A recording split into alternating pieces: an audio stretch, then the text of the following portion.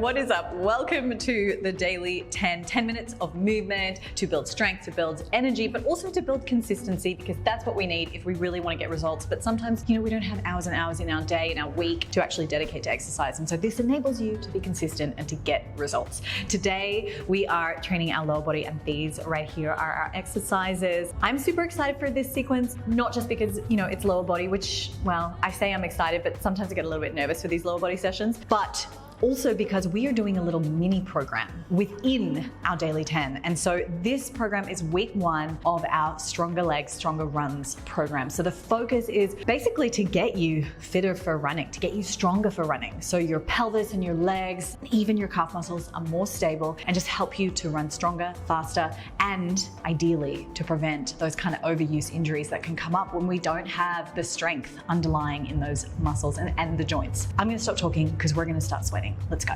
Before we get into this session, I want to remind you that you guys can grab whatever weight dumbbell that you feel like you could work for 45 seconds. So just as we go through these weeks, as we progress, I want you to really pay attention to the weight you're selecting. And maybe you're at home, you only have access to like one set of dumbbells, and that's fine. But just pay attention to, okay, maybe if I'm not increasing the weight, I'm starting to increase the reps within that 45 seconds. This is something called progressive overload, and I'll put a definition right here so that you understand. But essentially, what we want to make sure of to get results is that every session we're really just trying to hit a little bit more of a progression so that our body starts to adapt to a new stimulus. That stimulus being either more reps or a heavier weight or perhaps a harder variation. Okay, that's my little spiel, and I promise I won't do any more, and we're just going to get started. So first exercise is an easy reverse lunge. Okay, we have 15 seconds of warm up, which I said in here, but just to show you the exercise, we're like this.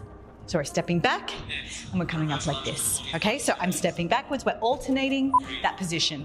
Now, if you're finding it hard to stabilize here, by all means, just use a bench or a chair or something that you can hold on to while you get your balance. What I don't want you to do is be leaning on it the whole time. Yeah, we want to be able to take the weight of our body and place it over our legs, because that's exactly what's happening when we're running.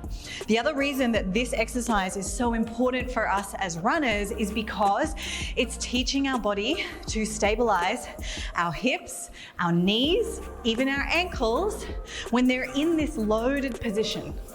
This is also a unilateral exercise, so it's single leg.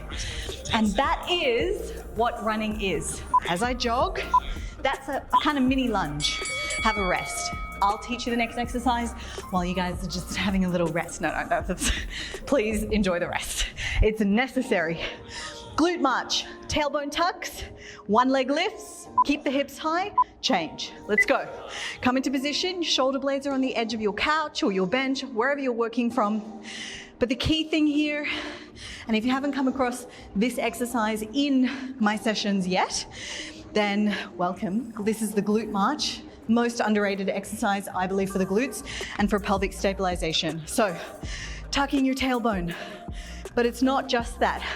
Like, grab something and just make sure that you can balance it. So if your hips aren't stable, what's gonna happen? Well, when you lift one leg, you're gonna drop and that item's gonna fall off your pelvis. So if you know that you really struggle with that, it might be a really good thing to just add to that set, to just really practice and pull focus. Okay, next exercise, we have a lateral lunge or a Cossack squat. Depending on your ability, you may find that you want to be here. So we're doing one side only. 45 seconds on one side only. This is a lateral lunge. So watching from a diagonal position, one leg stays straight, the other leg bends. As I step out, it's bending, I push my hips back. I make sure that my shin stays relatively vertical. The Cossack squat looks like this. I'm gonna keep both my legs stable. You can lift your toes off on that straight leg side, and then I'm gonna come back up. So we're like this, we come back up. It requires a lot of flexibility in your inner thighs, a lot of stability in the working leg. Take a rest. If you want to take an active rest, you absolutely can as well. I'm getting so hot, and it's because I left the heater on. It's winter here in Australia right now and I'm freezing otherwise, but now I'm anxious because I want to turn that heater off while I train. But we're not going to. It's going to be like a little Bikram style runner's workout, which I would not recommend. Okay. Inhale, exhale to come out of it. Or we're going for the Cossack squat, which looks like this. Now you can load this up, dumbbells, front loading it. You can bring the dumbbells down here. You can hold them overhead if you want to work on your shoulder overhead extension. Okay? I wouldn't do the same if you're doing the lateral lunge because it's a little bit dynamic, and you'll notice that in that lateral lunge, my body tips forward. Beautiful. Have a rest. Now, last but not least, we just have calf raises. Now for the calf raises, I actually like to stabilize just a little bit. So all I'm gonna do is have something that I can hold on to. You could go up to the wall, hold on to the side of the wall, lowering and lifting. Another option as well is to, great, I should have thought of this, but is to use like something that you can get a nice little stretch with. But if you don't have access to that, if you don't have a step, you can just do it from the floor. Keep going. Oh, sorry, plant. And you're just gonna really work on getting that rise up, but keep the legs straight. Rising all the way up, legs straight. Calf strengthening, really neglected in a lot of runners when it shouldn't be. And it's often neglected on purpose because often we get really sore and tight in the calves, but you actually want them to be really strong. Okay, here we go. Reverse lunge, you ready?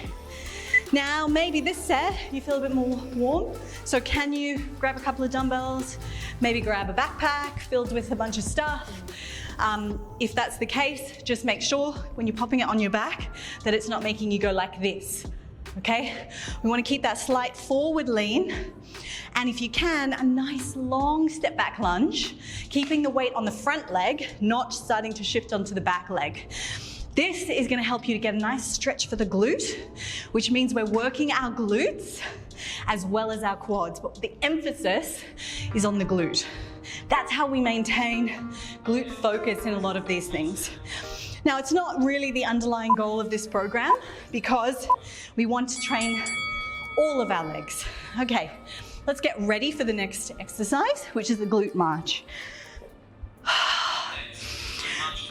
So the second thing I want you to be aware of with the glute march is that you keep your tailbone tucked. So as well as keeping the pelvis level, I also want you to make sure that the pubic bone is pointing towards you. And that's really gonna ask your glute of the leg that stays down to really do the work here. If this variation is too hard, you can pop your hands down somewhere to help give you a little bit more lift, but try not to do this with your head, and definitely don't let this start to happen. We want to avoid this at all costs, okay? So if you're really struggling, then just work on holding this variation. Maybe instead of lifting the leg, you extend and slide it out. Beautiful. Okay, that one is going to be your best friend in terms of glute strength, preventing hip problems and back problems. So don't skip that one. Let's work on our lateral lunge. So if we're going to step over to the side, this leg stays straight. Okay, that's really important. So you might feel like you start to do this, or just from a coordination perspective, this happens. This leg, keep it straight. And if it helps, try this. It's a little bit challenging, but being able to quickly stabilize and balance is also going to help build much more stability in your pelvis. If you're going for the Cossack squat, you're getting a really good stretch, but I don't want you to lose tension at the bottom of that movement. So if you're flexible enough to do that Cossack squat, don't just be doing this. Woo. It's not a mobility session, it's a strength session. So I want you to come down and then be able to really drive up. Beautiful. March it out, get ready for our second side. Nice deep breaths in through the nose, out through the mouth. Okay, we're gonna go for our lateral lunge on the other side. So if you're going for the balance, out to the side, drive up. Out to the side, can you balance? Maybe even holding for 1 second. This is a much more dynamic version. You do not have to do that, but I just want you to remember to keep the leg that kind of stays in one place straight. My Cossacers, is that a thing? Cossacers? Definitely not a thing. Keep your chest up. Try to really keep the knee pushing out to the side, get that glute involved as you come up. And remember, just do whatever you need to do in terms of load. Maybe body weight is enough. Maybe you want to grab those dumbbells and front load them, placing them on the shoulders. Beautiful, having a rest. I'm gonna move my bench so I have something to hold. I can also stand on the edge of the bench actually, here too. We just got some nice calf raises, all the way down, all the way up. And then if you can, move semi-explosively, sort of similar to how we might bounce off when we're running, building that explosiveness. And for my runner, like, feel free, you could turn this into a plyometric where you're really trying to quickly snap off the ground. Okay, belly draws in, rib cage in, nice and long. We're almost there. We've got 10 seconds left, so let's really max out on these reps as we come to the end of this workout. 3, 2, 1. Beautiful. Perfect work. That was awesome. You did it. I did it. We ticked that box. Done. Daily 10 family. I'm so proud of us. We did it. We ticked the box. We did our 10 minutes of movement, and it wasn't just like any random movement. It's movement that is going towards building that consistency for us to get stronger legs so that we can run with power, with strength, with agility, and also with like sustainability and longevity, which is something we often don't think about. Don't forget to come back to this workout. You could do it 2 to 3 times a week if you find the time, and then make sure you stay tuned for next week when we progress this particular little mini program. If you have the time and you feel up for it, why not tack on like another core workout? I've got plenty of playlists on this channel that are really focused for certain body parts and certain goals, so make sure you hit those up. If you're ready to take your training to the next level, don't forget to check out the programs on my website. I'll link them below, but I have programs for like the splits and for follow along training programs that you can do from your home. And don't forget to comment on this video below. I would love to hear from you. I want to know how your training's going. What are your goals? What do you hope to get from not just this channel, but just training in general? How does exercise make you feel? There's a lot of questions, but I'm really open to understanding everything that I can about your journey so that I can help you further. And if you found this video helpful, don't forget to share it with a friend and hit that subscribe button, turn on the notifications so that you get notified when I release these workouts, which is daily. All right, I'll see you again soon.